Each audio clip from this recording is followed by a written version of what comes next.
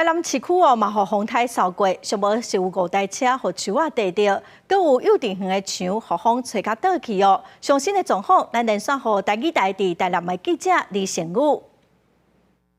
时阵，这摆记者所徛的所在，伫咧台南市哦，带大家做来关心到所谓风台上新的情形。所以讲，这个气象局已经解除着路上的这个风台警报，啊，毋过伫咧台南遮依然是风雨真大，民众特别爱注意安全。另外讲哦，各地头嘛有真侪所在有发生着这个树仔倒去的情形，带大家做伙来关心。这个风雨呢带来真严重的影响，除了讲有点架空棒落落来，另外讲伫咧台南的东区关胜里遮，因为风雨真大。 关系有真侪车辆拢受到影响，甚至讲有货车的司机驶过时阵，好加在讲无互树仔缀着伤。另外讲东区上大关胜里公园，停伫咧公园树仔开的车的后车空玻璃嘛弄破去，因为遮的地势较粗，佮有惊，加上讲遮树仔拢真悬，根本都伫涂骹顶足严，所以这届才会遮严重。风还蛮大的，人行道嘛，你若是讲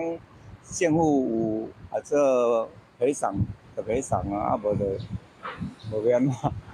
这毋是讲咱家己要囥个车啊。伫咧东区遮上少5台车因为风台有损害，另外讲伫咧台南南区的成兴路，甚至有幼儿园的围墙啊倒去，目前各区拢在咧调查损害情形。我们先排除掉，让这个道路能够行走能够顺畅一点，也要协助他们做这个受损、财损的这个部分的理赔。气象局是预测讲哦，这个伫咧下晡时阵，哦，这个风台强度是缩小，嘛会减细，所以风雨的部分嘛会变较细。啊，伫咧风台天时阵哦，大家尽量莫出门，嘛提醒观众朋友，若有出外爱特别注意家己安全，咱先甲镜头先等候主报。